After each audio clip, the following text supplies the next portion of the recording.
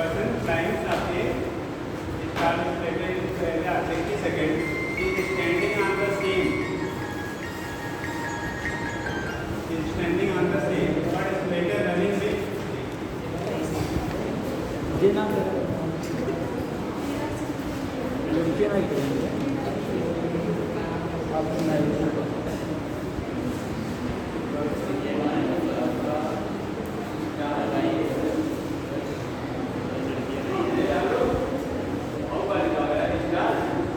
आपको गुरु जी बताइए है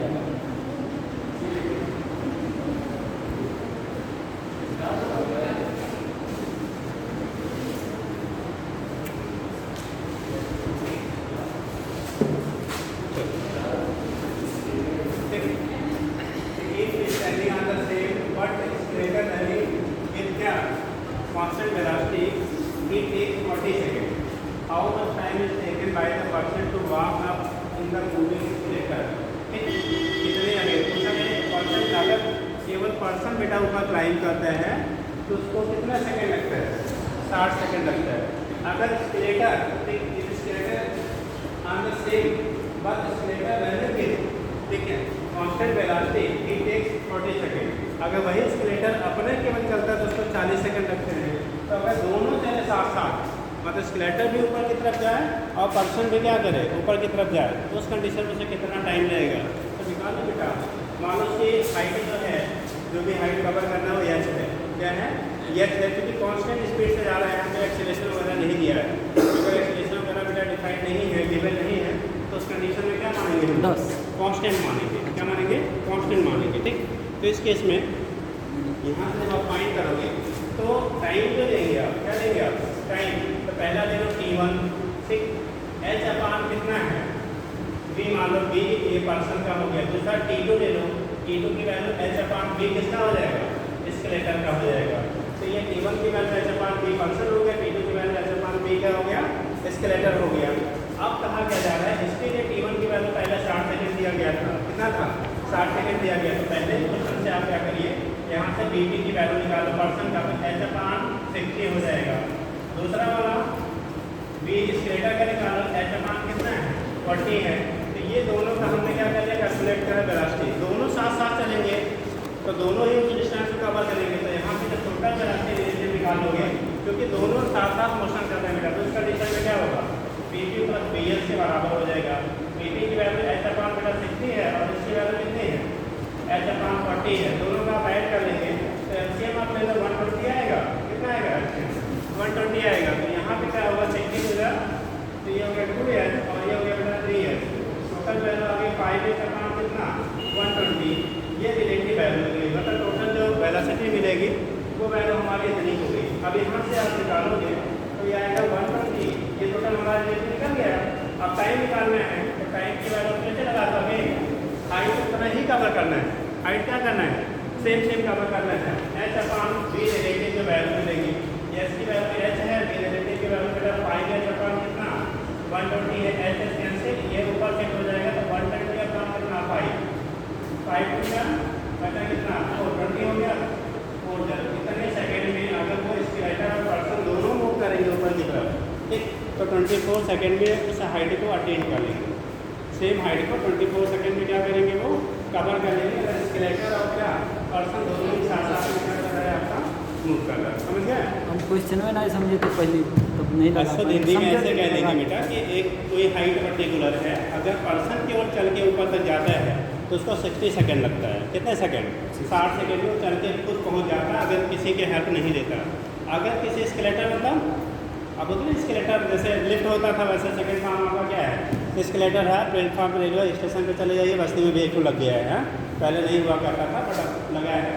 अभी जो माल वगैरह यहाँ रोडवेज के आगे बन रहा है वहाँ लगने वाला है बट अभी लगा नहीं. ठीक है तो आप भी जाइएगा तो परचेज करने तो मिल जाएगा. ठीक.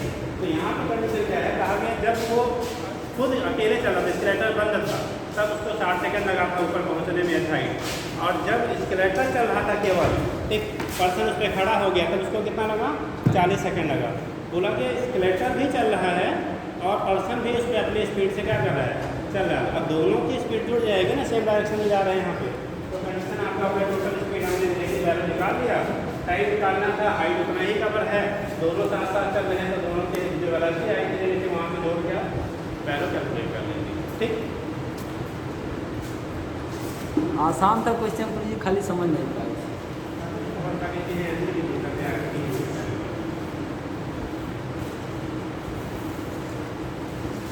हो गया? हमें लगा सर कोई कार है उसको एक्सीलेटर दे रहा है, हमें लगा कोई कार वार है तो उसको एक्सीलेटर दे रहा है, तो एक बार भगा रहा है। चलिए, एक्सीलरेशन का खेल सोच रहे थे। कल हम लोगों ने कहाँ तक कर लिया था बेटा? न्यूटन का तीनों लॉ क्वेश्चन। न्यूटन्स के लाज आपके हो गए, फर्स्ट सेकेंड और क्या थर्ड लॉ आपका हो गया, साइन हो गया सबका बेटा, साइन किसके किसके साइन नहीं हुए अभी?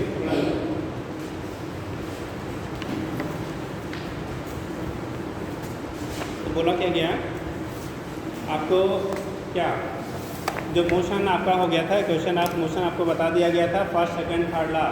ठीक है, Newton first second third law भी आपको बता दिया गया था, हो गया था ना? थर्ड लॉ क्या था, कितने लोग याद हैं? न्यूटन थर्ड लॉ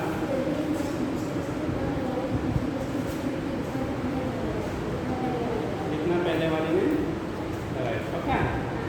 ठीक, बैठिए। सेकेंड लॉ क्या था बेटा, आप आई थी क्या? सेकेंड लॉ क्या था?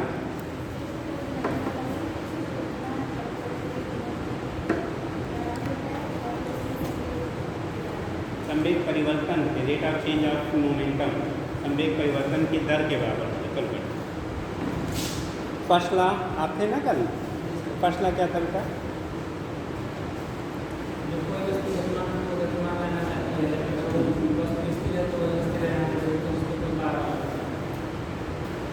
बैठिए। तो हम लोगों ने फर्स्ट सेकेंड थर्ड लॉ पढ़ लिया था।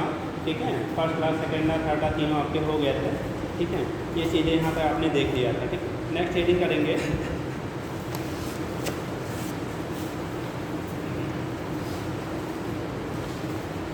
फर्स्ट लॉ पे क्वेश्चन भी करा दिया था ना? फर्स्ट लॉ पे क्वेश्चन भी हुआ था, हो गया था?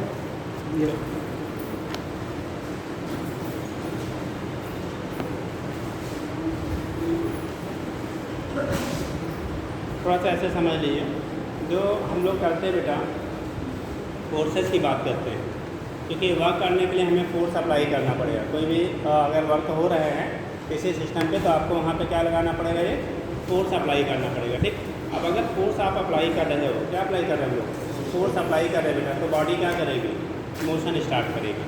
अगर फोर्स अप्लाई कर रहे हो, फोर्स सफिशिएंट, अभी देखो थोड़ा सा एक दिमाग में रखेंगे, इस यूनिट में न्यूटन का मोशन में बेटा हम लोग जो डिस्कस करेंगे यहाँ विदाउट फ्रिक्शन लेके चलेंगे।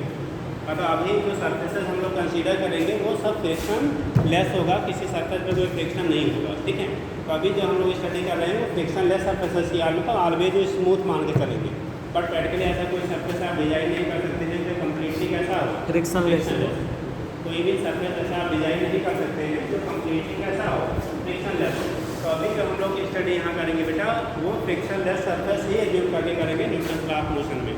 नेक्स्ट यूनिट जब पढ़ेंगे फ्रिक्शन, तब उस केस में सर्फेसेस को कैसा रफ आप कंसीडर करेंगे। ठीक है, वैसे प्रैक्टिकली कोई भी सर्फेस कम्प्लीटली स्मूथ यानी फ्रिक्शन लेस नहीं हो सकती, लेकिन स्टडी जो करेंगे हम लोग स्मूथ ही मान के करेंगे। ठीक, तो दिमाग में ऐसा मत सोचना कि हम कुछ कर रहे हैं तो वहाँ पे अपोजिंग फोर्स नहीं है, अपोजिंग फोर्स लगेगा अभी अगले चैप्टर में, अभी मान लेना नहीं लग रहा है। ठीक है, तो कंडीशन क्या होगा कि फोर्स किसी बॉडी में अगर हम लोग फोर्स अप्लाई कर रहे हैं बेटा, तो बॉडी में क्या स्टार्ट होगा, मोशन।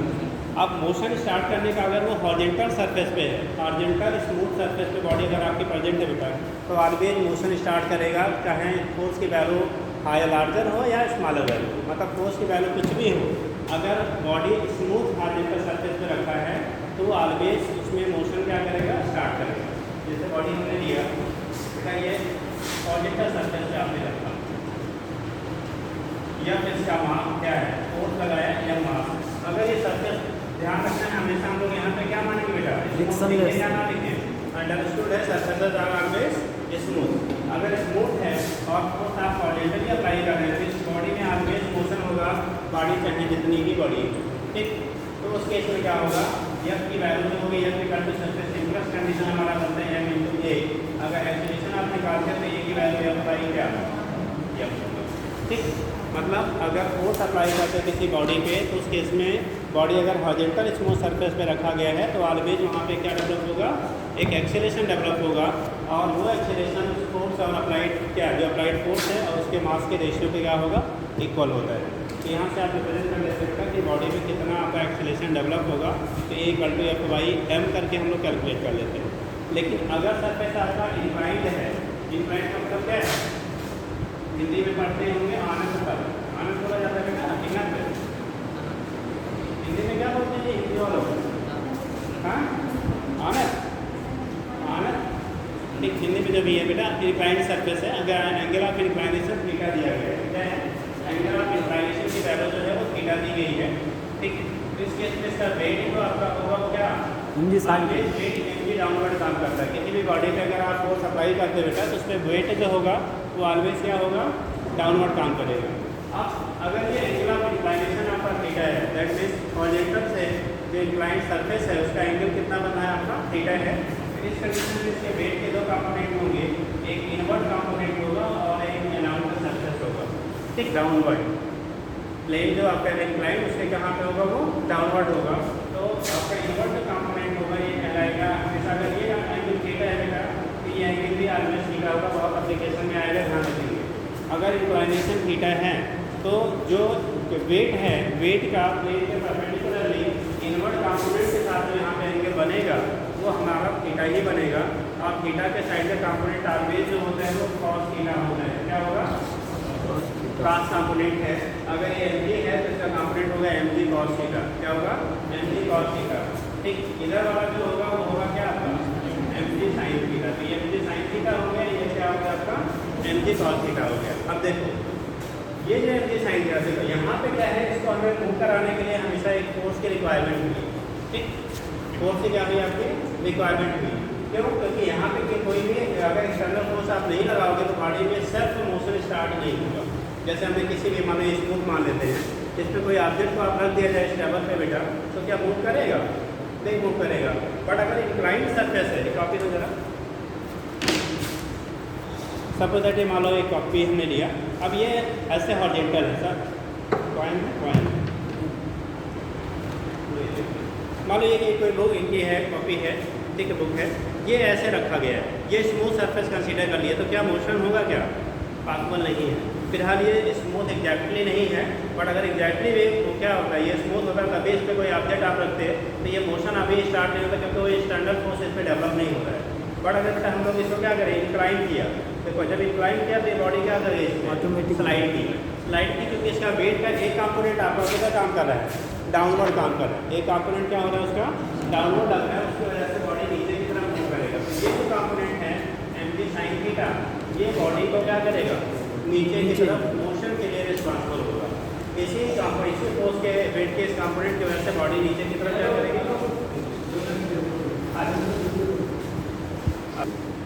कह दो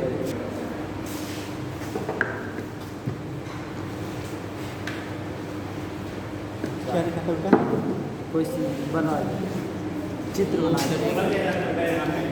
ये mg sin थीटा क्या होगा, इस बॉडी को नीचे की तरफ क्या करेगा, पुल करेगा। mg sin थीटा नीचे की तरफ क्या करेगा, आपका पुल करने का काम करेगा, इसकी वजह से बॉडी नीचे स्लाइड करेगी। अगर सेल्फ स्लाइडिंग हो रही ड्यू टू वेट की वजह से अगर ये नीचे की तरफ आपका क्या हो रहा है, बॉडी स्लाइड कर रहा है, तो उस केस में आपका हो जाएगा कितना, mg sin थीटा की वैल्यू आपकी ma के बराबर हो जाएगी। mg sin थीटा का वैल्यू कितना हो जाएगा, ma के बराबर हो जाएगा। अगर आपका क्या हो रहा है, ये नीचे की तरफ स्लाइडिंग हो रही है, तो a की वैल्यू आप लिखोगे तो भैया भी बेटा कैसे आओ, ये sin थीटा में क्या होता है, अगर बॉडी अपने वेट की वजह से डाउनवर्ड मूव कर रहा है तो उस केस में जो एक्सेलेरेशन आपका होगा वो a की वैल्यू जो होगी वो g sin थीटा में क्या हो जाएगा, आपका बराबर होगा। a की वैल्यू जो होगी वो g sin थीटा के क्या होगी, इक्वल होगी। तो यहाँ से अगर सिर्फ वेट की वजह से बॉडी नीचे की तरफ स्लाइड कर रहा है तो। दूसरा, अगर इस ब्लॉक को हमें ऊपर की तरफ पुल करना है, ऊपर ले जाना है, तो बेटा इस फोर्स से ऑलवेज जो वेट का कंपोनेंट नीचे लग रहा है, इससे आपको ऑलवेज क्या होगा, ज़्यादा फोर्सेस को आपको ऊपर की तरफ लगाने पड़ेंगे, ठीक। अगर इस बॉडी को आपको ऊपर की तरफ पुल करके ले जाना है तो इस फोर्स से ज़्यादा फोर्स आपको क्या करना पड़ेगा, उस पर अप्लाई करना पड़ेगा, किधर की तरफ, अपवर्ड डायरेक्शन में, ठीक। तो यहाँ पे आपको ये तो फर्स्ट केस हो गया। अगर इसकी तरफ हमने ऊपर की तरफ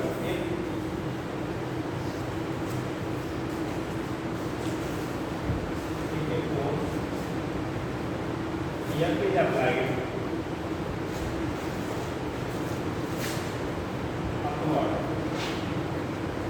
अपवर्ड एलाम इसके इनफाइनाइट सरफेस एलाम इनफाइनाइट सरफेस के एलाम के ऊपर की तरफ एक फोर्स हम लोग अप्लाई करेंगे। तो उस केस में अपवर्ड मोशन के लिए अपवर्ड मोशन के लिए एफ की जो वैल्यू होनी चाहिए वो मस्ट बी ग्रेटर देन क्या एम जी साइन थीटा। एफ की value M G sine theta से क्या होना चाहिए, ज़्यादा होना चाहिए। एफ की जो वैल्यू होगी वो एम जी साइन थीटा से कैसा होना चाहिए, ग्रेटर होना चाहिए। तो अगर एफ की value M G sine theta से ग्रेटर है तब तो बॉडी ऊपर की तरफ मूव करेगी। अगर एम जी साइन थीटा से कम है तो कभी ऊपर नहीं जाएगी बल्कि नीचे आएगी। और अगर रोकना है आपको तो एफ की value M G sine theta का क्या होना चाहिए, इक्वल। मैं अगर इसी पोजीशन पर रोके रहना है, अब ना तो नीचे आए ना तो ऊपर जाए, तो एम जी साइन थीटा बिल्कुल इक्वल टू क्या होना चाहिए, एफ होना चाहिए। एफ और एम जी साइन थीटा दोनों आपस में क्या होना चाहिए, सेम होना चाहिए। एफ और एम जी साइन थीटा दोनों कैसे होने चाहिए, सेम होने चाहिए। तो उसके बेस पर आप यहाँ से रिप्रेजेंट कर लेते हैं क्या कंडीशन बनेगी। ठीक, हाँ बेटा, हाँ एम जी साइन थीटा जो बैलेंस करना है आपको, केवल बैलेंस करना है। तो एफ की जो वैल्यू है वो एम जी साइन थीटा के बराबर होना चाहिए। और अगर इसे अपवर्ड मूव कराना है, अपवर्ड डायरेक्शन में इसको मोशन कराना है, तो एफ की वैल्यू ग्रेटर देन क्या होनी चाहिए, एम जी साइन थीटा होना चाहिए। और अगर आपका लेस देन एम जी साइन थीटा है तो क्या करेगा, वो डाउनवर्ड डायरेक्शन में मूव कर जाएगा। किधर आ जाएगा, डाउनवर्ड डायरेक्शन में मूव कर जाएगा। तो ये केस आपका होगा, यहाँ से दिखा देंगे। अगर ये है और फोर्स हमने अपवर्ड लगाया तो कंडीशन क्या दिया, एफ ग्रेटर देन एम जी साइन थीटा। जबकि वैल्यू आगे नहीं, सूडो नहीं, हम अप्लाई कर रहे हैं। सूडो तो जो सेल्फ जनरेट होता है, अपेयर होता है, उसे कहते हैं सूडो। ये सूडो नहीं, ये हम खुद क्या कर रहे हैं, एक्सटर्नल फोर्स अप्लाई कर रहे हैं। ठीक, तो उस केस में अगर एक्सेलरेशन निकालना है तो आएगा एफ अपवर्ड और नीचे कितना है, M ji sine theta. F minus M G sine theta equal to कितना, M A. F minus M G sine theta equal to क्या हो जाएगा आपका, एम ए के बराबर होगा। तो यहाँ से जब आप फाइंड आउट करेंगे, इसके लिए से फाइंड करेंगे तो ए की वैल्यू होगी बेटा F minus M G sine theta upon कितना, एम। ये आएगा एफ बाई एम माइनस कितना, m ji sine theta by, दोनों को मेरा कर लिया तो ये भी यहाँ कैसे हो जाएगा बेटा। ठीक, तो आ जाएगा कितना, ए की वैल्यू आएगी एफ बाई एम माइनस कितना, G sine theta. F by M minus क्या हो जाएगा आपका, जी साइन थीटा के बराबर हो जाएगा। तो वैल्यू आएगी F by M minus g sine theta के हमारा क्या होगा, इक्वल हो जाएगा। तो अब लिख लीजिए, ऐसे हेडिंग बना लो ऊपर, motion of block on smooth surfaces. Motion of block on smooth surfaces, motion of block on smooth surfaces, motion of blocks on smooth surfaces. हो गया, नोट कर लीजिए। पहला कंडीशन आप यहाँ से पहला है, तो दूसरे का तो सबसे सिंपल केस आपका ये हो गया, दूसरा केस आपका ये हो गया। बना लीजिए।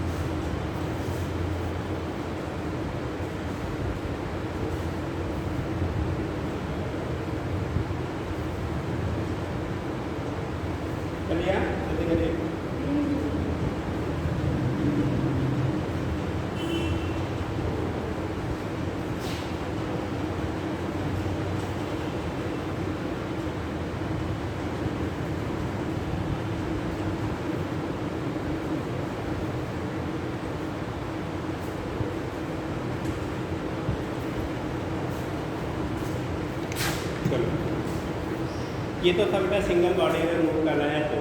अगर बॉडी कनेक्टेड है या कांटेक्ट में बॉडी है तब उस केस में मोशन की हम कैसे स्टडी करेंगे। तो देखिए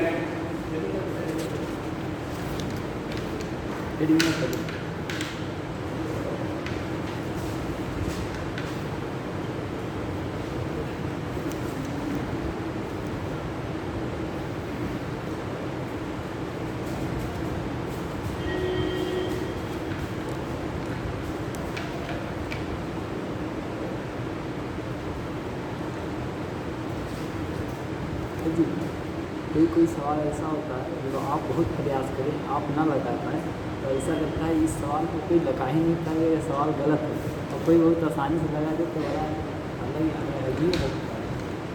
जब जितना ज़्यादा लगाएंगे उतना ही ये कन्वर्ट होता जाएगा पॉजिटिव में।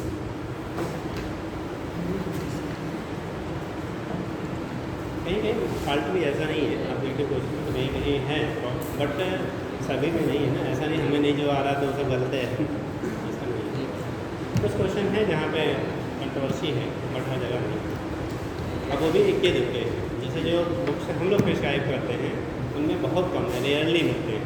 जैसे जब कोई नई बुक पब्लिश होती है, नई एडिशन आती है, तब उसमें बहुत सारे प्रिंटिंग फॉल्ट होते हैं।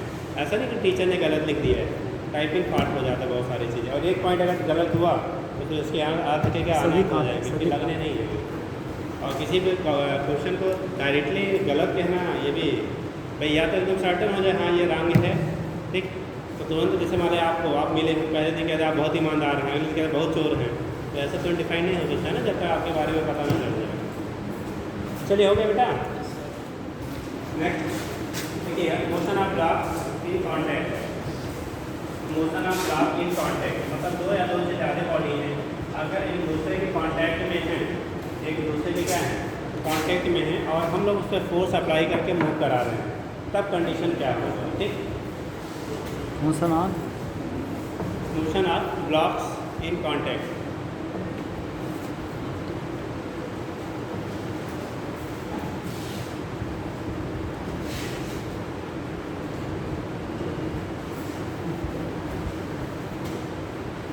ब्लॉक्स इन कॉन्टैक्ट साइन हो गया पेपर पे, कहाँ है पेपर?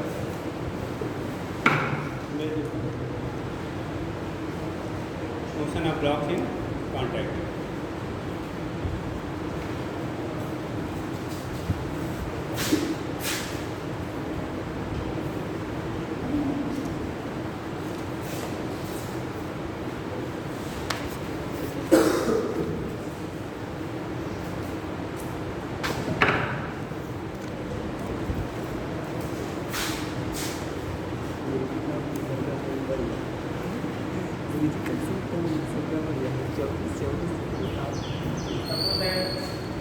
दो ब्लॉक हैं, हम लोग देखो अगर इसको पुश करना है तो आगे वाले फोर्स लगाएंगे पीछे वाले पे। अगर इसको पुश करना है तो कहाँ से बैकवर्ड डायरेक्शन में आपको सप्लाई करेंगे बैक साइड से। तो इसके अगर आपने फोर्स लगाया मान लो एक का मास है दूसरे का मास है, या तो इसको माना इसको माना, हम फोर्स यहाँ से यहाँ अप्लाई कर रहे हैं।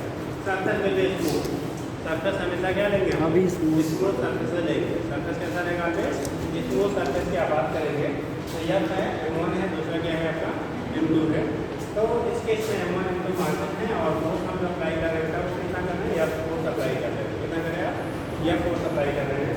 तो इसमें जो एक्सेलरेशन डेवलप होगा, देखो ये पहला वाला ब्लॉक जो होगा दूसरे वाले ब्लॉक को पुश करेगा, दूसरा वाला एक्शन देखना वाली कंडीशन में बैक वाले पे पीछे की तरफ फोर्स लगाएगा। पीछे हम लोग एक्शन कहेंगे, इसको ले लो F12 और ये कह लो F21, ये एक्शन रिएक्शन हो गया।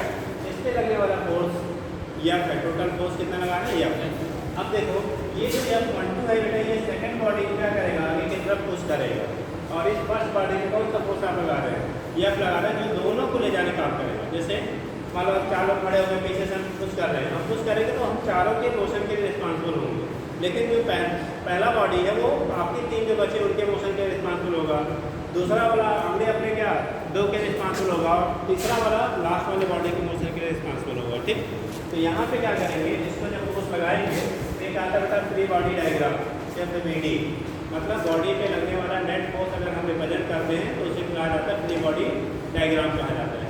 अब इसके लिए जब अप्लाई करेंगे तो ये बॉडी है, हमने इधर से फोर्स लगाया था बेटा F, इस पे अपोजिंग जो फोर्स लग रहा है F21 लग रहा है। याद रखेंगे F12 की वैल्यू F21 के हमेशा इक्वल होगा, ठीक है, क्योंकि एक्शन रिएक्शन वो हमेशा इक्वल होंगे। इस केस में अब ये मास हमारा M1 था। दूसरा वेट कहाँ काम करेगा, डाउन। वेट हमेशा डाउन। फिर यहाँ पे वेट का यहाँ कोई रोल नहीं है क्योंकि ये स्मूथ और हॉरिजॉन्टल सरफेस है। जब रफ सरफेस होता है तो वेट की वजह से फ्रिक्शन आपका डेवलप होता है, बट अभी फ्रिक्शन है नहीं तो हॉरिजॉन्टल सरफेस में इसका कोई रोल नहीं है। बट दिखाने के लिए हम लोग जब फ्री बॉडी डायग्राम बनाते हैं तो सारे इस पर लगने वाले फोर्सेस को रिप्रेजेंट किया जाता है। ये पहले बॉडी के लिए बॉडी डायग्राम बना ली। दूसरे बॉडी देखो, जो दूसरा ब्लॉक है इसका मास कितना है M2 है, इसका वेट हमारा काम करेगा M2G, रिएक्शन फोर्स हो जाएगा R2, इसका मतलब रिएक्शन फोर्स हमारा है R1। ठीक, यहाँ पे जो फोर्स इधर की तरफ लगेगा बेटा, ये कौन वाला है, यह ब्लॉक में वाला F12, यानी पहला वाला बॉडी दूसरे से जो लगाया है एक्शन वो वाली वैल्यू है। क्या पीछे की तरफ कोई फोर्स इस पे लग रहा है, इस वाले ब्लॉक में क्या पीछे की तरफ कोई फोर्स लग रहा है, नहीं लग रहा है, यानी पीछे की तरफ यहाँ कोई भी फोर्स नहीं है। तो आप जब इसके लिए फार्मूला लिखेंगे मोशन का, तो ये पुलिंग फोर्स, ये पुशिंग फोर्स और ये अपोजिंग फोर्स, इस पे लगने वाला नेट फोर्स कितना हो जाएगा, ये फोन नेट फोर्स कितना आएगा, हाँ बताओ कितने लोग बताएंगे। जो बॉडी आपकी फर्स्ट है उस पर लगने वाला नेट फोर्स कितना होगा, फर्स्ट बॉडी पे लगने वाला नेट फोर्स कितना होगा। अरे यार दो का हाँ जी, हाँ देख लीजिए, आपका नहीं देख रही थी क्या, फिर से देख लो। हाँ ये बताइए, दोनों पे इक्वल हो जाएगा पहले बॉडी पे। हम बोल रहे हैं इस बॉडी पे लगने वाला नेट फोर्स कितना होगा, रिजल्टेंट फोर्स की वैल्यू कितनी है, F1 प्लस F2, हमने F1 F2 किसी दिखाई नहीं है, एक को लिखा है F, एक को लिखा है F12, एक को लिखा है F21, हाँ बराबर है। अच्छा बराबर है तो बॉडी चलेगी क्या, इसका मतलब बॉडी रेस्ट में रहेगी, यही है ना।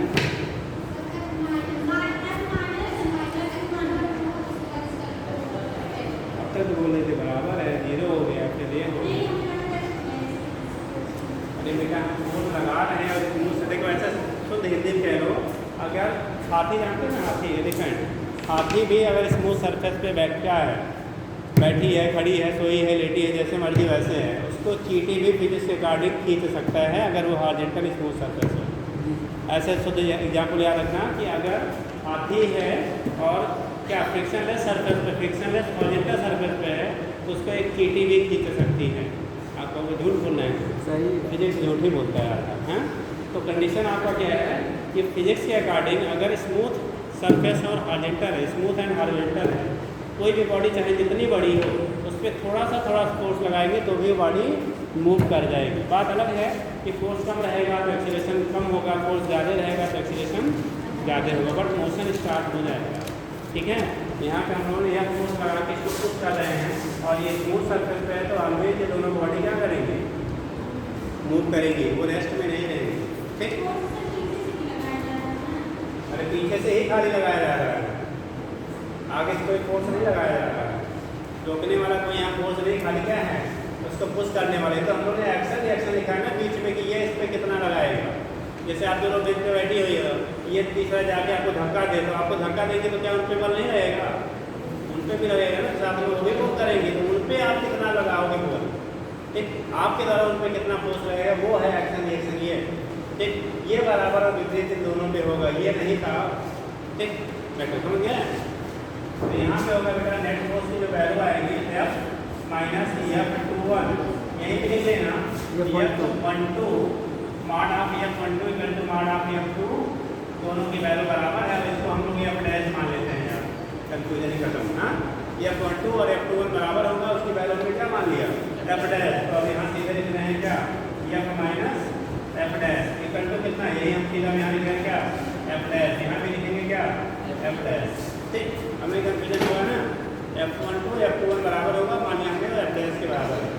F minus F dash equal to कितना m1 इंटू ये पहला इक्वेशन। ये क्या करेगा, इसको पुश करेगा बेटा, F dash equal to m2 into ये, क्योंकि दोनों साथ साथ चलेंगे और जब साथ साथ चलेंगे तो दोनों का एक्सेलरेशन इक्वल होगा कि अनइक्वल होगा। दोनों साथ साथ चलेंगे तो दोनों में जो त्वरण उत्पन्न होगा हिंदी बोलेंगे वो बराबर होगा या अलग अलग, बराबर होगा। जब तक दो बॉडी साथ साथ मूव कर रही हैं तब तक उनके लिए क्या एक्सेलरेशन जो होगा वो सेम रहेगा। जैसे ट्रेन चलती है ना, ट्रेन का इंजन जो होता है जिस स्पीड से चलता है उसी स्पीड से उसके लास्ट कंपार्टमेंट तक चलते हैं। ऐसा नहीं इंजन तेज भागेगा पीछे वाला धीरे धीरे चलेगा। अगर उसमें कनेक्टेड है तो सेम स्पीड से ही वो मूव क्या करेगा, मोशन करेगा। ठीक, यही कंडीशन है आपका, एक्सेलरेशन दोनों का सेम होगा। देखो दोनों इक्वेशन को जोड़ लो, ये माइनस में प्लस में कर दिया, इन दोनों का आएगा net F equal to m1। देखो दोनों में एक कॉमन है, डायरेक्ट ए को कॉमन कर लिया तो ए की वैल्यू आ जाएगी एफ अपान कितना m1 प्लस m2। ए की वैल्यू आ जाएगी एफ अपान m1 प्लस m2। ठीक है, ए की वैल्यू जो होगी एफ बाई m1 प्लस क्या हो जाएगा, m2 के बराबर होगा, हो जाएगा ना।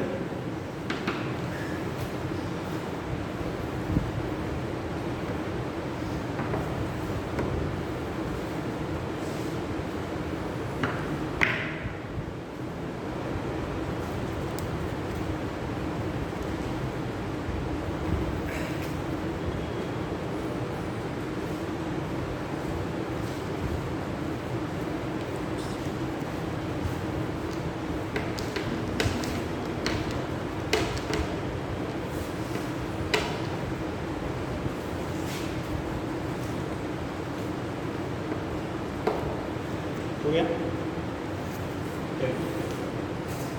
अब पूछा जा रहा है कि इस अगर पूछा जाए the action force of first body on the second, second पे कितना एक्शन लगेगा। ठीक, the force applied by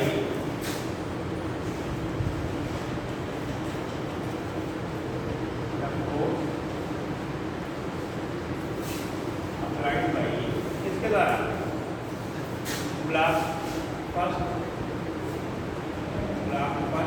on second first block second पे कितना फोर्स लगाएगा। एफ डैश की जो वैल्यू होगी, ये जो एफ डैश m1 m2 बराबर एफ डैश के है, तो एफ डैश की वैल्यू m2 की एक्सेलरेशन जितना इसमें डेवलप हो रहा है इनटू मास, तो ये हो जाएगा एफ डैश की वैल्यू m2 इंटू a, और a की वैल्यू हम लोग ने निकाला है कितना f अपान m1 प्लस m2। तो सेकंड बॉडी में लगने वाला जो फोर्स है एफ डैश की वैल्यू m2 f अपान m1 प्लस m2 के बराबर हो जाएगा। ठीक,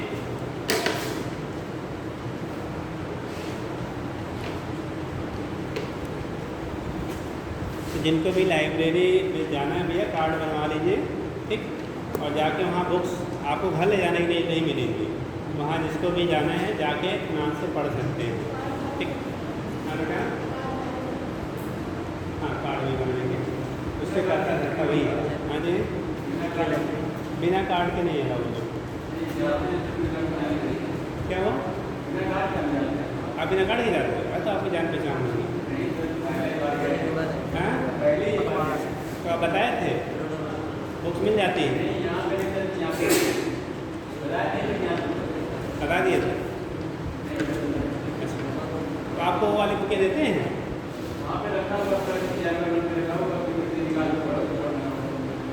नहीं जो मतलब अभियोजक के द्वारा रखाई गई बुकें हैं वहाँ पे वो भी आपको मिलती है पढ़ने के लिए कि मैगजीन वैगजीन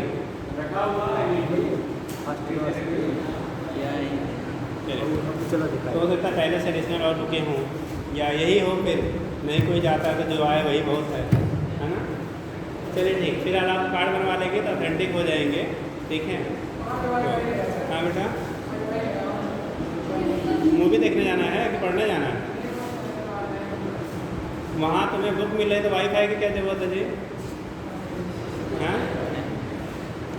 अरे मॉडल उतना ही बनो जितना काम चल जाए, नहीं तो पता लगा फिर पचपड़िया रोड पे ही। हाँ, है ना। चलिए, वाईफाई वो क्या कहते हैं आजकल लाइब्रेरी, कौन सी नई नई लाइब्रेरियाँ खुले वहाँ मिलेगा। हाँ हाँ, वहाँ वाईफाई है, और वहाँ बच्चा जाने वाला 90% वाईफाई ही चलाता है। मूवी चला, ठीक, जो वो भी जाके क्या। हाँ, आप बताओ, आप अपने घर घर पे नहीं पढ़ पाते तो 50 लोगों के बीच में वो भी 50 अलग अलग लोगों के बीच में जाके आप पढ़ पाएंगे। थिएटर लगता है, थिएटर आप अपने घर के कमरे में नहीं पढ़ पा रहे हो, जहाँ वहाँ 50 लोग डिफरेंट टाइप के, डिफरेंट बातों वाले, डिफरेंट कैटेगरी वाले रहेंगे, ठीक है, वहाँ आप जाके कंसंट्रेट होकर पढ़ पाएंगे। हाँ, घर में शांति होनी चाहिए। पढ़ने के लिए बेटा शांति अशांति स्टेशन पे भी लोग पढ़ लेते हैं। आपकी पढ़ने की इच्छा हो, जब आप पढ़ने किताब में ध्यान रहेगा तो आपकी आवाज़ें बगल वाले कमरे की या बगल वाले लोगों की नहीं आती। अरे बन जाता बेटा, बनाओ तो। बच्चे सिलेक्शन पाने वाले लोग क्या, जिनके यहाँ लाइट की व्यवस्था नहीं होती है, वो स्टेशनों पे जाके बैठ के जहाँ पे जितना भू भाव होता है ना, ट्रेनें आती यहाँ पे आती है, वहाँ भी पढ़ लेते हैं। और ना पढ़ने वाले AC OC DC सब लगा रहे हैं, वो भी नहीं पढ़ पाते। अगर खाली व्यवस्थाओं से लोग पढ़ लिया करें तो जो जिनके यहाँ इकोनॉमिकली स्ट्रांग लोग हैं उनके बच्चे सब IAS और क्या डॉक्टर और इंजीनियर ही बने, ठीक। बट जो पढ़ने वाला हो, चाहे गरीब घर का हो चाहे अमीर घर का हो, पढ़ने के लिए क्राइटेरिया की जरूरत नहीं होती, बस उसके पास आवश्यक जो सामग्री है वो होनी चाहिए। मतलब आपके पास किताबें, कितने दूसरे किताबें मांग के क्या डॉक्टर इंजीनियर और IAS बन जाते हैं, बट अब हमारा पढ़ने का जुनून होना चाहिए। सर जी, ठीक, जीवन इतना कठिन है जितना लोग सोच सोच के बना देते हैं। क्या कठिन है, इसलिए वजह से नहीं, कभी कभी आप भी सोचते हैं। कभी नहीं, हम तो चलिए ठीक हो गया बेटा। हाँ तो ये केस आपका हो गया, यहाँ पे कितना फोर्स लगाएगा नोट जल्दी से, हो गया। अब ऐसे अगर 3 ब्लॉक हो, जैसे 2 की बात की है बेटा, ऐसे अगर 3 ब्लॉक इरेज कर दे इसको, नोट हो गया। अगर ऐसे 3 ब्लॉक हो तब क्या होगा?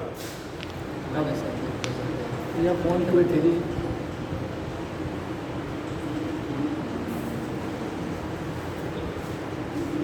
आप बोलो कि घर पे साउंड आवाज़ होती है, घर में कितने लोग आपके?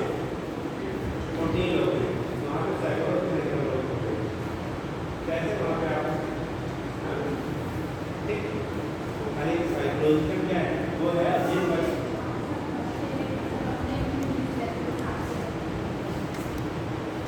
लगता तो भी ज्वाइन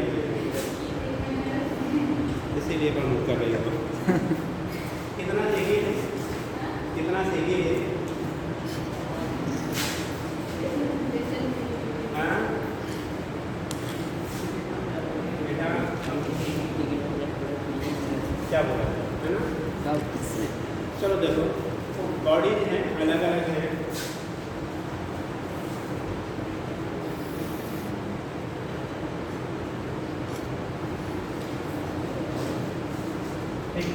अलग अलग बॉडीज हैं, अलग अलग मासेज हैं, वो सब राइट है। हमारे M1 है, M2 है, M3। 90% क्या 95% बच्चे जाके खाली वाईफाई का यूज़ करके फालतू का क्या टाइम नहीं करते। हाँ, वो बिजी तो रहते हैं लेकिन पॉजिटिवली नहीं रहते हैं, निगेटिव कामों में रहते हैं, ठीक। 1% पहाड़ी पे पढ़ लेते जहाँ कुछ नहीं है यार, ठीक। अब अगर आप इतना एस्टिमेट कर लेते कि 1% में हो तो आप घर में कहीं भी पढ़ सकते हो, किचन में जाके पढ़ सकते हो, ठीक। अरे यार कोई गलती मारा है सर, ठीक। M1 M2 M3, M1 M2 and M3, ठीक। वो एक नया तरीका आ गया टाइम पास करने का, ठीक। एक नया मॉडर्न जो ये पहले बड़े शहर में आपको क्या होता था, अंतर क्या है यहाँ और वहाँ का है। जैसे दिल्ली वगैरह बच्चा जाता है, ठीक है, तो उसके पास इतनी नहीं व्यवसायिक हमें पता अच्छा लोग रह रहे हैं, ठीक। तो उस कंडीशन में क्या होता है कि उसके यहाँ मतलब इतनी लाइट की व्यवस्था नहीं, लाइट कट जा रही है तो पता इन्वर्टर नहीं है, तो उससे सस्ता उनको पड़ जाता है क्या, लाइब्रेरी। वहाँ ज्वाइन कर लेते हैं, उनको बुक्स वगैरह भी मिल जाती है। यहाँ खाली खाली क्या AC और वाईफाई नहीं दिया जाता है, वहाँ पर क्या मटेरियल की भी अवेलेबिलिटी रहती है। यहाँ भी कुछ लोग रखते हैं लेकिन वो भी ऐसे ही रखते हैं, ठीक। तो मटेरियल की भी अवेलेबिलिटी होती है और एक स्टैंडर्ड स्टडी मटेरियल उनको वहाँ से मिल जाता है, तो उस कॉस्ट में उनको बेटर फैसिलिटी मिल जाती है, वो जाके वहाँ पर, ठीक। उससे कॉपी करके बाकी जो निगेटिविटी थी वो तो यहाँ फैला नहीं लोग, लेकिन जो पॉजिटिविटी थी वो नहीं वहाँ पे। हाँ, सैटरडे का बेटा, सैटरडे तैयार नहीं है, ठीक। 4 यूनिट 3 यूनिट, हाँ जी, यूनिट है 1D 2D 1D 2D error और यूनिट डायमेंशन एंड एरर, ठीक। ठीक है, तो चलो देखो M1 M2 और क्या हो गया आपका M3। हाँ बेटा, क्या हो गया? नहीं, ओनली इंग्लिश। हिंदी जो मटेरियल हमारे, हाँ जी, कल इसके लिए भी आए थे, बोला नहीं सर आप पेपर मंगा दिया करिए, हम हिंदी कहाँ टाइप करेंगे, मेरे पास हिंदी का टाइपिस्ट नहीं है। ठीक, तो अगर ये तो मैं अपने स्तर पर करवा दे रहा हूँ, सरकार को नहीं है, आपकी बोलिए सर करवा देंगे। वो आएगा जनवरी से, जनवरी टेस्ट होंगे, लेकिन उसमें भी इंग्लिश में ही आता था ना। हाँ, वो भी इंग्लिश में था, हिंदी में लेकिन वो सही नहीं है। सारी डिपार्टमेंट गवर्नमेंट की नहीं बेटा, कुछ अपनी भी दायित्व को पालन करिए। डॉक्टर बन जाओगे, मेडिकल कॉलेज में जाओगे, भोजपुरी पढ़ाइए, दवाई भोजपुरी में देंगे। गुरुजी रहेंगे, गुरुजी परिवर्तन करिए आप लोग। हम रहेंगे, अगर कोई क्वेश्चन नहीं समझ में आएगा वो हम बता देंगे इसका मतलब ये है, बट ऐसा नहीं। ठीक, चलो देखो, ये हो गया M1 M2 M3। ठीक है, M1 M2 M3 आपके क्या हो गए, मार्क्स हो गए। फोर्थ हम लोग लगा रहे हैं कितना, F। फोर्थ की वैल्यू क्या लग रही है, F लग रही है। तो F fourth M1 M2 marks जब पूछा क्या जा रहा है, इसमें इसका एक्सीलरेशन निकालना है। और दूसरा, इसके द्वारा इस पे लगने वाला फोर्स मान लो F डैश है, कितना है, F डैश है। इसके द्वारा इस पे लगने वाला F डबल डैश, क्या है, F double dash. F dash और F डबल डैश की वैल्यूज हमें निकालनी है, F dash, F double dash and acceleration. फिर अब देखो, जैसे हम लोग यहाँ पे क्या फ्री बॉडी डायग्राम बनाया था, बार फ्री बॉडी डायग्राम नहीं बनाएंगे, अब यहीं से समझेंगे। देखो इस पे लगने वाला, क्योंकि सारे स्मूथ सरफेसेस हैं, ध्यान रखना, अभी सारे सरफेस हमारे कैसे हैं, स्मूथ हैं। ठीक, तो यहाँ पे लगने वाला फोर्स आपका इस पे देखो, आगे की तरफ F, पीछे की तरफ F डैश। तो फर्स्ट बॉडी के लिए लिखेंगे F minus F dash equal to M1 into A। F minus F dash की वैल्यू कितनी होगी, M1 इंटू A के बराबर होगी। ठीक, इसके लिए आप बोलोगे F dash minus F double dash equal to M2 into A। भाई आगे की तरफ F डैश, पीछे की तरफ कौन लगाएगा, ये जो लगाया इसने, जैसे इस पे लगाया F डैश, ये F डैश इसको पुश करा, और इस वाले बॉडी के पीछे पर कितना लग रहा है, F डबल डैश। तो F minus F dash equal to M2 into A। और लास्ट वाले बॉडी में क्या लग रहा है, F double dash, F double dash equal to M3। Same उसी पैटर्न में आप जैसे वहाँ पे बनाया था वैसे आप यहाँ पे बनाएंगे। ठीक, देखो कुछ कटने वाला होगा, F dash F double dash, दोनों प्लस माइनस कैंसिल हो जाएगा, बचा बेटा हमारा F। F की वैल्यू हो गई M1 A plus M2 A plus M3 A। तीनों में कॉमन क्या है बेटा, M1 plus M2 plus M3 into A equal to A की वैल्यू करेंगे तो F upon M1 plus M2 plus, ठीक, A की वैल्यू आएगी M upon M1 plus M2 plus M3 के बराबर हो जाएगा। ठीक है, तो A की वैल्यू आ गई F upon M1 plus M2 plus क्या हो गया, ठीक। अब हमें निकालना है F dash and F double dash की वैल्यू निकाल दी। तो force applied bye block first on second, force applied bye block first on second लिखेंगे। तो फोर्स हमारा पहला वाला, ठीक, दूसरे कितना अप्लाई करेगा, तो कितना कर रहा है वो, कौन सा, F डैश कर रहा है। अब F डैश निकालने के लिए आप चाहे पहले ही क्वेश्चन से निकाल सकते हो, दूसरे में चूंकि अभी F डबल डैश हमें पता नहीं बेटा, दूसरे से हम नहीं निकाल सकते, तो पहले से निकाल सकते हैं, पहले से निकाल लीजिए, या पहले आप क्या सेकंड वाले के बाद थर्ड पे लगने वाला निकाल लो, फिर इसमें रख के निकाल लीजिए। तो बाई क्वेश्चन फर्स्ट हम लोग लिखेंगे, बाई क्वेश्चन क्या, फर्स्ट क्वेश्चन देखो बना है F minus F dash equal to M1 into A। हमें F डैश चाहिए बेटा, F dash equal to F, ये इधर चला आएगा F minus M1 into A। F minus M1 A की वैल्यू देखो ये निकाला बेटा, F upon M1 plus M2 plus F minus M1 into F upon M1 plus M2 plus M3। LCM क्या हो जाएगा, इसके बारे में कुछ नहीं है, इसके बारे में M1 plus M2 plus M3 है, तो वही एलसीएम हो जाएगा, LCM minus M1 plus M2 plus M3। यहाँ से क्रॉस मल्टीप्लाई कर लो तो M1 या प्लस कितना M2 या प्लस M3 या, और ये माइनस पहले जो इसका कंपोनेंट M1 या था वो तो ये है। ठीक, देखो कुछ कैंसिल हो रहा है, M1 या कैंसिल हो गया, बचा क्या M2 M3, दोनों में F कॉमन है, तो M2 plus M3 into F, एक लाइन में स्टार्ट आउट कर रहे हैं। तो F डैश की वैल्यू मिलेगी plus m3 into F upon total mass m1 plus m2 plus m3 हो गया। ये तो फर्स्ट बॉडी के द्वारा सेकंड पे लगाया गया क्या है फोर्स है। अब सेकंड के द्वारा थर्ड पे निकालना हो, सेकंड के द्वारा किस पे थर्ड पे, force applied by second body on third, force applied by second body on third body. Second body के द्वारा थर्ड बॉडी पे कितना फोर्स करेगा, force applied by second body on third, second body के द्वारा थर्ड बॉडी पे कितना force आपका अप्लाई किया जाएगा, उसकी वैल्यू कैसे निकालेंगे। देखो ये थर्ड इक्वेशन से कर लो, काम क्वेश्चन थर्ड, काम क्वेश्चन क्या थर्ड इक्वेशन से करेंगे। एफ डबल एस की वैल्यू आएगी m3 इंटू कितना ए, m3 इंटू ए, m3 इंटू ए क्या हो जाएगा आपका बराबर हो जाएगा। अब यहाँ से देखो काउंट करो आप, m3 ए की वैल्यू कितनी है बेटा, एफ अपान m1 plus m2 plus m3। थोड़ा सा इसको हम लोग अरेंज कर लेते हैं। एफ डबल एस की वैल्यू आ गई m3f बाई m1 कितना करनी चाहिए, ऊपर लिख लीजिए, ऊपर लिखते हैं एफ डबल डैश की वैल्यू आ गई m3 इंटू एफ अपान m1 plus m2 plus m3। ये हो गया आपका एफ डबल डैश। ये तो कांटेक्ट में रखी हुई बॉडी के लिए हम लोगों ने बात किया।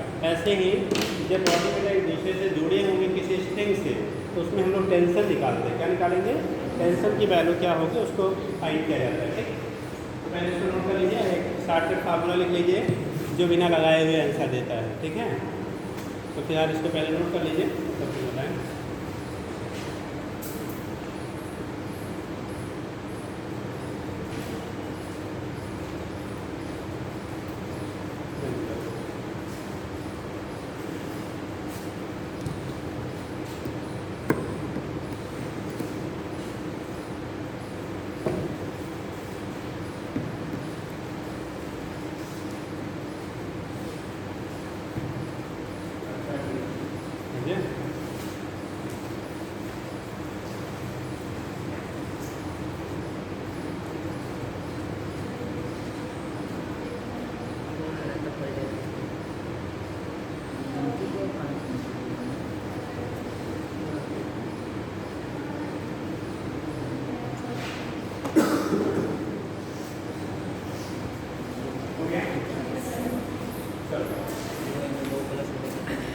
स्टार्ट में फार्मूला बना लीजिए, उसी पे जितने इस टाइप के क्वेश्चन होंगे, 2 बॉडी हो 10 बॉडी हो चाहे जितनी हो, डायरेक्ट आपको आंसर मिल जाएगा। देखिए ठीक है, शॉर्टकट फार्मूला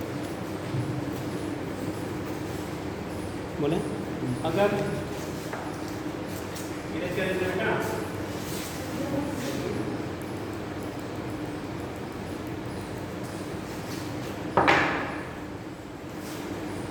एक्सीलरेशन निकालना है, क्या एक्सीलरेशन की वैल्यू हमें निकालनी है बेटा, ए की वैल्यू बॉडी, लेकिन कंडीशन है हॉरिजॉन्टल स्मूथ सरफेसेस में रखी गई है। अप्लीकेबल तब होगा जब बॉडी आपको काम हॉरिजॉन्टल एंड स्मूथ सरफेसेस कहाँ रखी गई है, हॉरिजॉन्टल और स्मूथ सरफेस पे बॉडी रखी गई है, तब फिर एप्लीकेबल होगा। एक्सीलरेशन ए की वैल्यू होगी applied horizontal force, applied horizontal force, जो हॉरिजॉन्टल फोर्स अप्लाई कर रहे हैं हम लोग, applied horizontal force upon total mass of the system, total mass of system. अब अगर एक्सप्रेशन हमें निकालना है ना, तो जितना फोर्स आपने अप्लाई किया है हॉरिजॉन्टली अपॉन टोटल जितना मास उस बॉडी का है, जितने बॉडी उसमें जुड़ी है उससे डिवाइड कर रहे हैं। जैसे अभी हम लोगों ने बेटा 2 बॉडी के लिए लिखा था, तो आपने फार्मूला आया होगा एफ अपान m1 प्लस m2, देखिए आया था ना। 3 बॉडी के लिए लिखा था, अप्लाइड फोर्स एफ था, मासेस टोटल हो गए थे m1 plus m2 plus m3। ऐसे एल बॉडी के लिए होगा तो सारे का जितना भी रहेगा उससे डिवाइड कर देना, आपको क्वेश्चन बनाने की ज़रूरत नहीं। ठीक, दूसरा एक्सीलरेशन अगर हमें निकालना है, ये तो हो गया आपका। दूसरा अगर हम लोग क्या रिएक्शन फोर्स निकालना है, इसी को आगे हम लोग टेंशन कहेंगे। जब स्ट्रिंग से बात देंगे तो क्या बोलेंगे वहाँ टेंशन। यहाँ पे force applied by one body to other, ठीक, force applied by force applied bye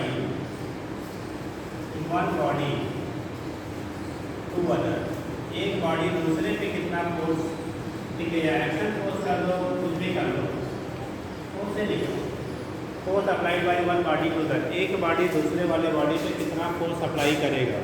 तो इसके लिए हम लोग लिखेंगे यह dash equal to mass of pushing body, mass of pushing body, जिस बॉडी को पुश कर रहा है, into applied force upon total mass of body, total mass of, ठीक, सिस्टम में बॉडी जो भी किया आपने, टोटल मास ऑफ सिस्टम, ठीक। तो यह डैश की वैल्यू मिल गई मास of pushing body into applied force upon total mass of the system, ठीक।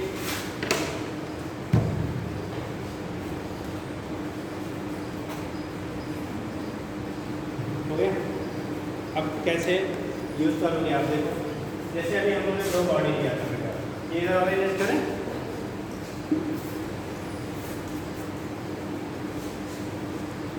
आपने जब दो बॉडी लिया था, ठीक, दो ब्लॉक के लिए आपने जब दो कॉन्टेक्ट में रखा था, तो फिर देखो पहले के द्वारा दूसरे में जो लगाया गया फोर्स एफ डैश था, एफ डैश की वैल्यू डायरेक्ट अगर इस फार्मूले से हम लोग निकालना चाहें, किससे, इस फार्मूले से अगर डायरेक्ट आपको वैल्यू फाइंड आउट करनी है तो आएगा बेटा एफ डैश की value mass of pushing body, यानी कि ये जो फोर्स है ना एफ डैश, तो किससे पुश कर रहा है, ये हम लोगों ने m1 लिया था और ये क्या किया था m2, ये वाला फोर्स केवल m2 को पुश कर रहा है।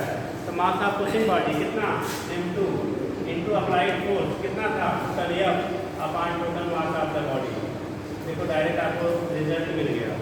हम लोगों ने तीन बॉडी के लिए लिया, जब तीन बॉडी से आगे में आएगा कि नहीं बेटा, नीट के आईआईटी वाले भी अब नहीं पूछते, पहले आईआईटी वाले जब आपका क्या होता था, रिटर्न हुआ करता था, तब उस केस में पूछते थे खूब लंबा लंबा, या इसके पहले जब क्या प्री और मेंस, अभी तो मेंस और एडवांस हो गया ना, तो पहले प्री और मेंस के नाम मेंस आपको उसमें रिटर्न लेंदी क्वेश्चन बनाए जाते थे, तो उस कंडीशन में आपको पूछा जाता था, या रुड़की एग्जाम अपना अलग से कंडक्ट करवाती थी, तो उसमें बहुत लंबे लंबे क्वेश्चन पूछे जाते थे।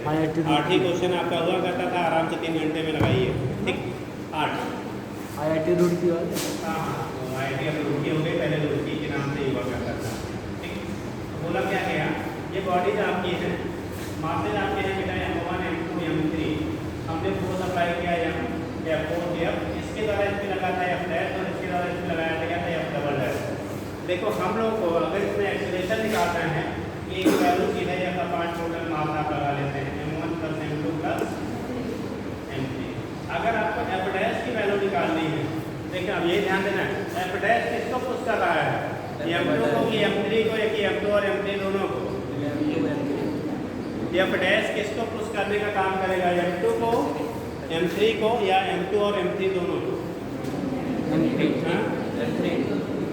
m2 वाले हाथ दबाओ, ओनली m2 हाथ दबाओ, अरे दूसरे देख के नीचे नहीं करते हैं, m2 को केवल, चलिए m3 को, m2 and m3 both, F dash किसको पुश कर रहा है कि only m2, only m3, m2 and m3 both वाले याद रखो, पैसा। और यह किसको पुश कर रहा है, केवल m1 को कि m2 को कि m3 के तीनों को, अगर यह तीनों को पुश कर रहा है, ठीक, तो ये F डैश अपने आगे वाले दोनों को नहीं पुश करेगा जी भाई, ये सब कुछ डेवलप हो रहा है जब ये है, ये नहीं होता तो कोई भी मोशन नहीं करता, ना तो F डैश डेवलप होता, ना तो F डैश ना तो F डबल डैश डेवलप होता। मतलब हर जो फोर्स लग रहा है वो अपने आगे आने वाली जितनी बॉडी है उनको पुश करने का काम करेगा, ठीक। तो यहाँ पे जब हम लिखेंगे F डैश की वैल्यू, F डैश होगा किसको पुश करेगा, m2 एंड m3 को, तो लिखेंगे m2 + m3 इनटू कितना, applied force F upon total mass of the body m1 + m2 + m3। ये F डैश हो गया बेटा, क्या हो गया आपका F डैश हो गया, किसको किसको पुश कर रहा है इसके बेस पे दिखा देते हैं।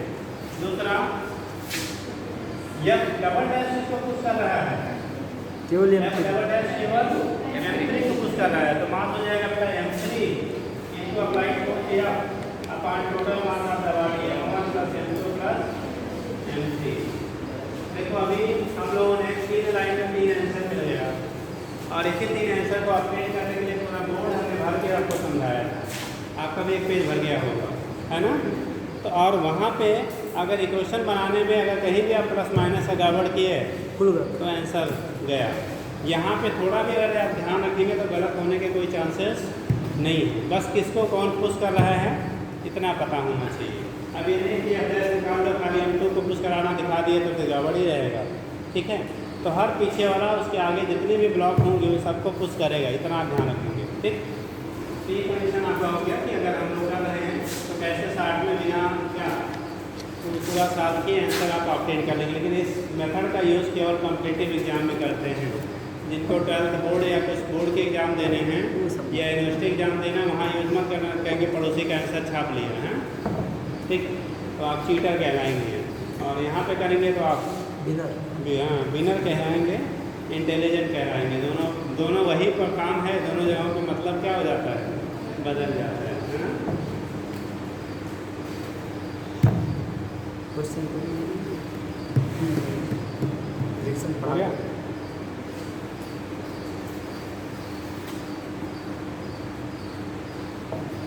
चलिए क्वेश्चन करेंगे, कर लीजिए, लिख लीजिए ना क्वेश्चन। घिरनी बना लीजिए। हाँ घिरनी अच्छा ज़्यादा घिरनी हो अभी घिरनी वाला अभी कनेक्टेड मोशन भी बताना है, कनेक्टेड मोशन के बाद घिरनी बताई जाएगी। तो लिखेंगे क्वेश्चन, लिखिएगा जल्दी नोट कर लीजिए, नोट करिए। फार्मूला था नोट करना था, बाकी तो ये सब कराया ही है। फार्मूला कैसे यूज़ करने का तरीका हमने बता दिया, फार्मूला तो नोट कर लीजिए। बाकी तो हमने एग्जाम्पल वो तो बताया ही है, क्वेश्चन बोले लिखिए। 3 blocks having masses 4, 6 and 8 kg respectively. Having masses 4, 6 and 8 kg respectively. 4, 6, 8 kg respectively are put in contact over a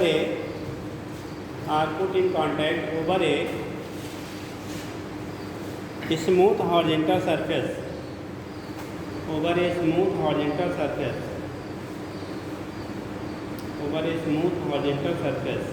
गया स्मूथ हॉरिजॉन्टल सरफेस, ठीक। कहाँ रखा गया इसका, स्मूथ हॉरिजॉन्टल सरफेस पे उसको रखा गया है। Put over a smooth horizontal surface. लिखिएगा if a force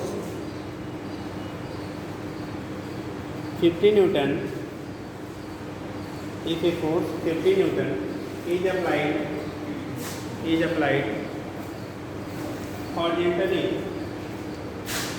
Force 50 Newton is applied horizontally on block। First लीजिएगा, इसका 2 पार्ट बना लीजिए।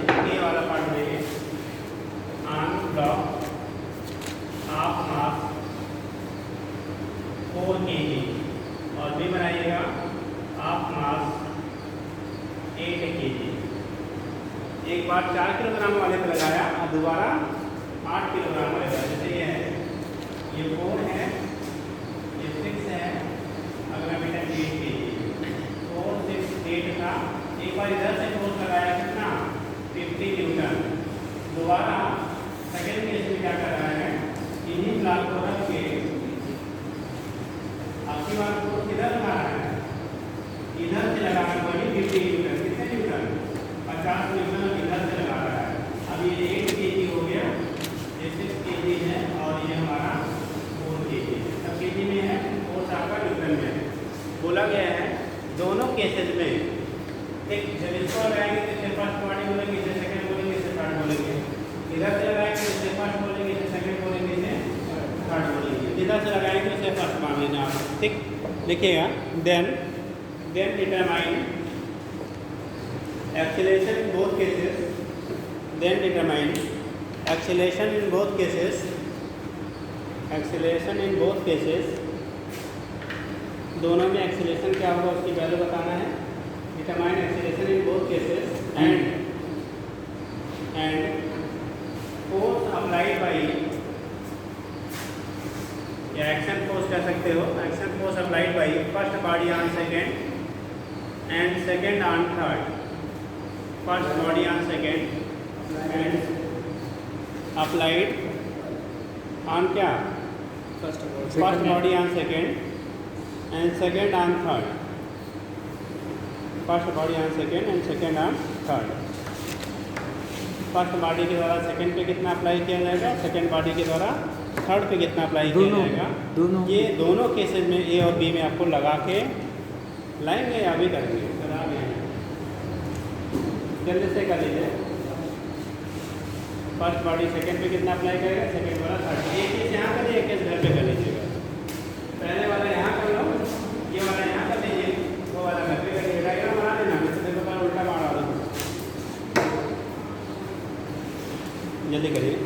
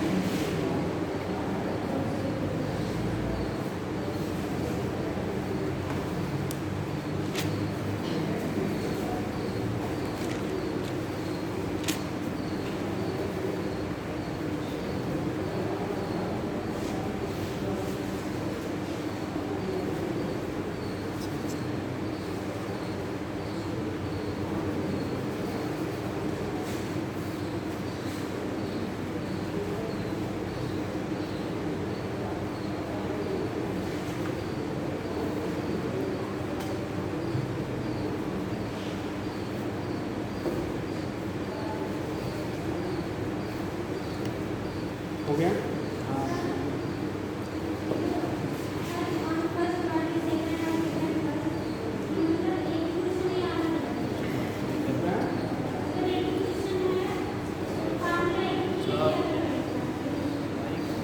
जैसे इस बॉडी अपने एक्सप्रेशन निकालोगे. अब ये पहली बॉडी इस वाले में कितना एक्शन लगाएगा, ये सेकंड वाला थर्ड में कितना लगाएगा, वही निकालना है.